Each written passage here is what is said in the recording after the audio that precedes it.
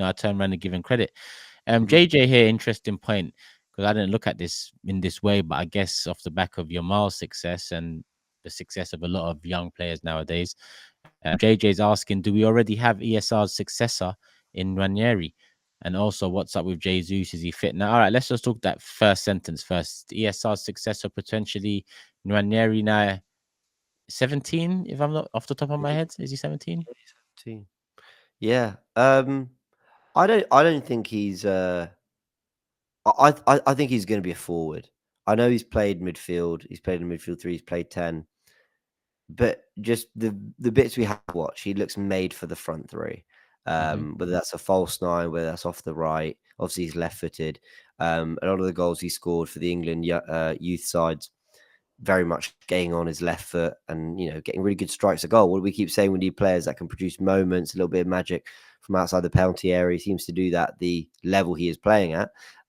So I think there's a good chance he's Saka's understudy this tournament, this Premier League campaign, that he'll play some academy minutes, but he'll get time on the bench, and that if there's a chance and Saka's missing, he might turn to a Nwaneri, even if it's not from the start. Maybe Jesus starts on the right and then he brings Nwaneri on. I think that's what I see him playing mostly.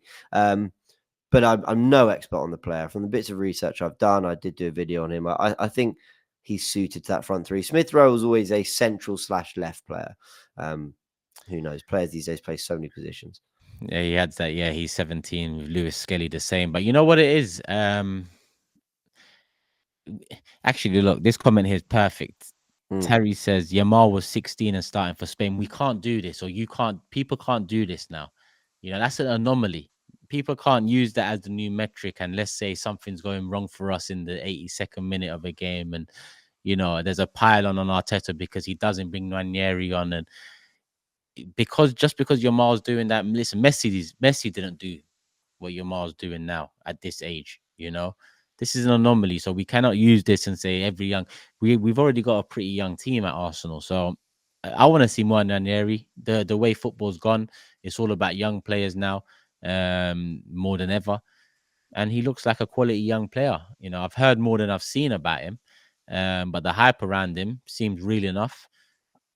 There's a balance of not overexposing him, but also keeping him happy enough to believe that when he's 19, he's in he's getting his first team chances. I say 19 because that's what I'm used to. More 19-year-olds breaking in. But listen, Fabregas is another anomaly. I guess people can turn. How do you know, James? How good is he, or is it more heard than seen for you as well?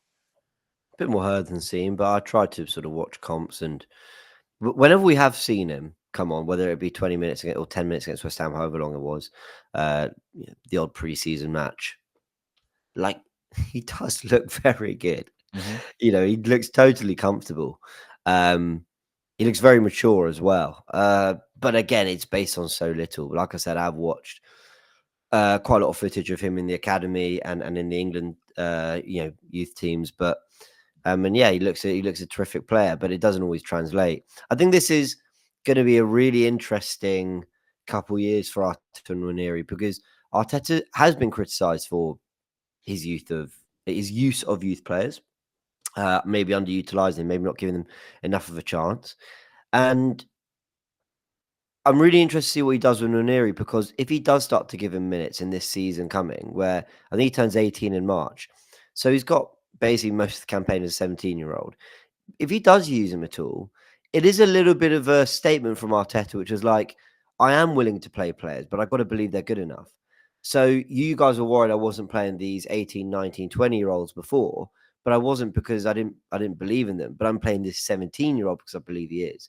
So that would be an interesting statement, but he's not going to make the statement for the sake of it. I know he brought him on at 15 years old, made him the youngest ever Premier League player. But I think in terms of giving him some significant minutes, I think he'll do it if he genuinely believes in the player. And he seems to, more than he has others recently. Convince him to stay. Remember, it looked like we were going to lose him at one point. Was it City? City, Chelsea, we're in quite a few. Convince him to stay. And I would imagine that in those conversations was some sort of like, look, how long are you going to make me wait? and I'm not saying I need it now, but are you saying it's around 21 where the chances really come? Or, Saka was 18 and Arteta put Is a lot of that something? Sorry to cut you, James, but Mm. question to you and the people in the chat as well. Is that something I need to get my head around now in terms of there?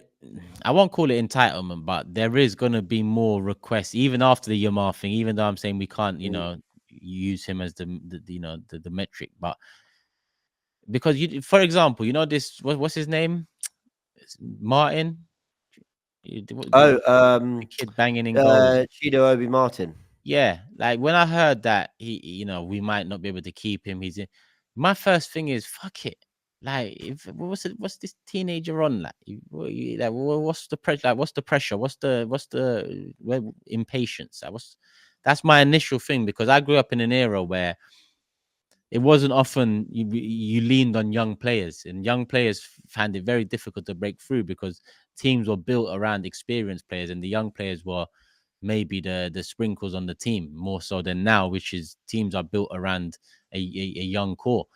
Is that something I got to get in my head? Is that where football is now, that there's going to be a lot of 16, 17, 18-year-olds that are pushing their clubs to start giving them the pathway early, because we're already a young team. To start giving more youngsters, and I'm not saying Nwaneri doesn't deserve it. I'm just saying in general, is this where we're going? But to be honest, I think it's the opposite. I'm with you. Like of course I want to keep our best talents, but when I saw that Cozy Dubie and Raw Walters left, I thought it's a shame that we've not kept them. It's a shame it didn't work, but best of luck to you. Like, I don't really care. It sounds bad, and I'm not saying it doesn't matter. Of course it matters. Part of Arsenal's DNA, what makes us who we are as a club, is giving young players opportunities. It's feeling that there is a pathway to the first team. That does matter, yes, but it's not high up on my priority list. Let me put it that way. It's just one thing that makes us who we are as a club. Now, when I said I think it's going the opposite way, you say, do you have to sort of readdress your thinking? I'm readdressing my thinking on 30-plus-year-olds. I for so long have basically thought you get to 30. I'm like, but do we want to sign a 30-year-old? Like, that's some of the conversation around Kimmich. 30, but do we want him 30? Players are balling out till 35, 36 quite comfortably. Lewandowski, Toni Kroos, Luka Modric. You can name so many more. That's what I'm trying to readdress my thinking. A lot of people didn't want Jorginho to get a new contract because, what's he, 32 now? But I'm thinking he's never been a player reliant on his pace and physicality. And quite frankly, he's only got better and better in an Arsenal shirt. So keep him, because how many sixes who play the way Arteta needs them to play are there on the market? And how many can you pick up for 12 million the way we did with Jorginho? So I think there is a shift in how we look at players' prime ages and peak, but I don't think it's about going younger. I think Lamar's a freak.